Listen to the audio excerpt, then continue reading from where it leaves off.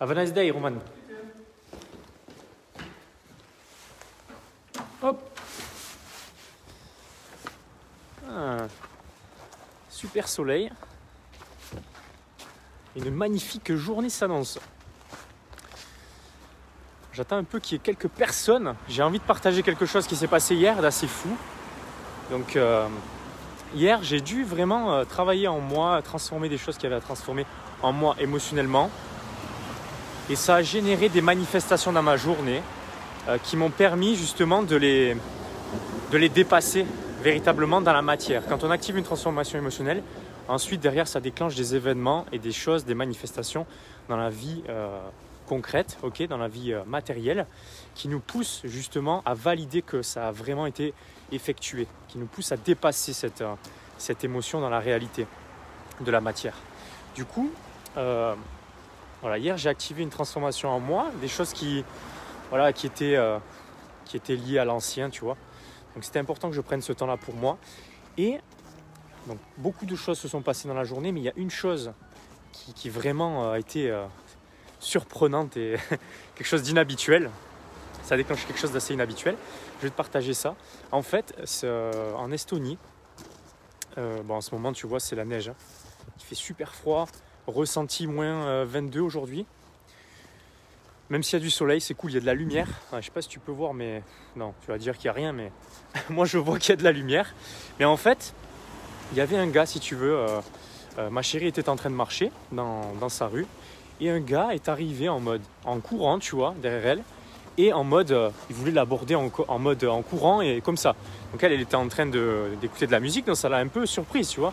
Quand quelqu'un arrive par derrière, dans la rue et essaye de t'aborder de côté, ça peut paraître surprenant. Surtout quand tu écoutes de la musique et que tu n'es pas vraiment connecté à ce qui se passe autour de toi, mais tu es plus dans ta bulle avec ta musique. Et en fait, du coup, elle a été surprise. Elle a dit non, qu'est-ce que tu fais? Sors de là, tu vois. Laisse-moi tranquille. Et ce mec s'était montré un peu insistant. Ça, je te parle de ça, c'était il y a 2 semaines, la première fois. Du coup, ma chérie, elle a pris un peu peur et elle est allée vers des gens pour que ça un peu disperse le gars, quoi, qui se casse, quoi, tu vois. Donc voilà. Elle m'a appelé, elle m'a dit qu'elle a eu un peu peur, elle m'a raconté l'histoire et tout. Et le soir même, dans la rue, on balade nos chiens en même temps. Et on croise ce gars en fait. Et ce gars, on ne le croise pas non plus, je le croise à 20 mètres. Donc elle me montre que c'est lui. Du coup, moi je voulais y aller le voir, tu vois. Et elle m'a dit non, ça sert à rien, c'est pas la peine et tout. Bon, ok, j'ai respecté la première fois. J'ai dit ok. Mais j'ai vraiment... je voyais qui c'était ce mec. Voilà, j'avais vu au moins qui c'était. Et quelques jours après, j'attendais ma chérie qui revenait de je sais pas où là. Je l'attendais à la place qui s'appelle Freedom Square à Tallinn. Et en fait, je vois ce gars réapparaître, même tenue, même dégaine.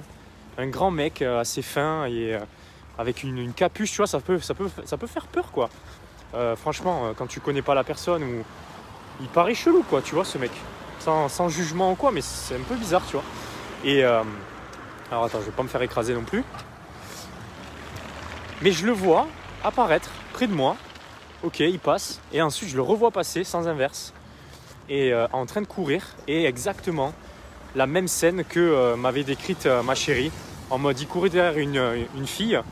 Et il voulait l'aborder de côté comme ça. Et la fille était un peu effrayée, tu vois. Et du coup, je me suis dit, c'est rien, c'est juste un mec qui veut faire du pick-up.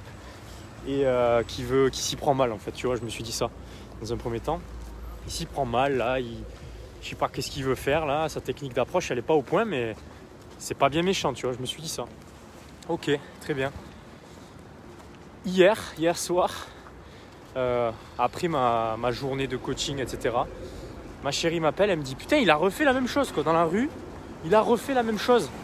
Il s'est repointé en courant à côté de moi et il a refait la même chose. Sauf que là, la veille, on était allé au stand de tir. Je sais pas si je t'avais expliqué, mais elle est allée faire du tir et tout, c'était cool. Et en fait, elle se sentait beaucoup plus en confiance, tu vois. Et là, elle a répondu et ce mec, il a continué à insister. Il a continué à insister, ça lui a fait encore peur, bien sûr. Donc elle me rappelle, elle me dit putain, ça s'est repassé, j'ai un peu peur et tout maintenant. Et là, je me suis dit, bon là, c'est bon. Là, si je le recroise, le mec, ça va pas se passer comme ça, je vais aller le voir. Et en fait, au moment de partir, de la rejoindre, tout le trajet, j'ai pensé à la probabilité de le croiser. j'avais une musique dans la tête, enfin, j'étais en train d'écouter de la musique et je marchais et j'étais vraiment en mode déterminé et je visualisais la scène de le croiser, etc. Et comment ça pouvait se passer, comment moi je vais réagir, voilà. Je me suis visualisé la scène en fait. Et c'était tellement puissant que ça s'est manifesté. Ça s'est manifesté genre à l'endroit même où je suis en train de te parler là hier soir. J'ai croisé ce mec, donc je suis allé le voir et voilà, je l'ai pas frappé, hein, t'inquiète pas.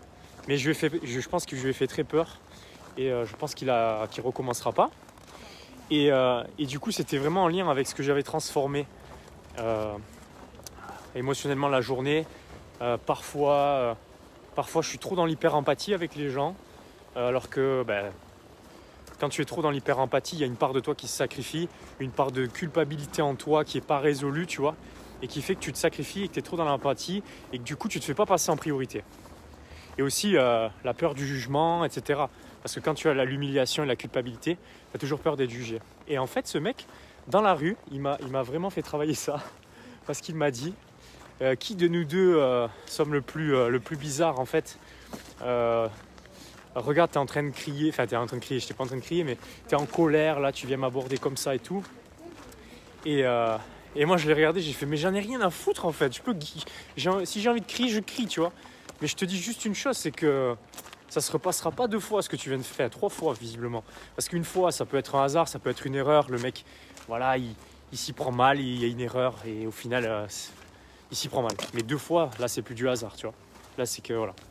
Donc du coup, ça m'a fait travailler ça, la situation. Donc voilà, parfois il faut s'affirmer, parfois il faut se faire respecter, parfois il faut y aller, quoi, tu vois.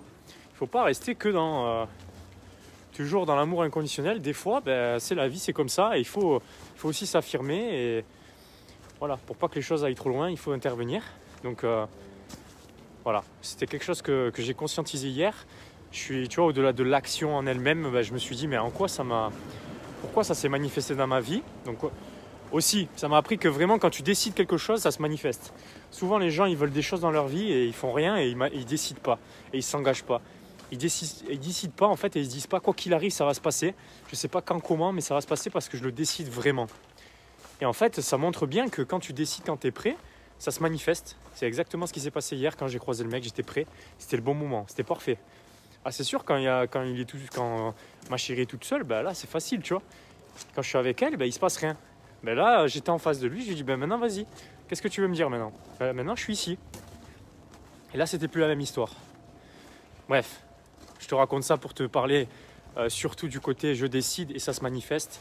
Et voilà, cette histoire m'a inspiré. Du coup, je te partage, c'est vraiment du tout frais. C'était hier que ça s'est passé. Et du coup, j'espère que tu pourras en retirer la leçon que tu pourras en retirer pour toi. Par rapport au côté s'affirmer. Et s'affirmer, l'histoire de la culpabilité, c'est des choses inconscientes. Des choses inconscientes que tu traînes par rapport à des choses que tu as fait dans le passé. Et qui sont encore présentes dans ton présent. Inconsciemment, ça te trigger et du coup, ça génère des situations qui se représentent sans cesse pour que tu les transformes en puissance. Voilà, je voulais te partager ça. Je vais enlever mon gant, il fait moins 23, mais pour que je puisse arrêter le live. Sinon, je te souhaite une bonne journée et je te dis à bientôt. Salut!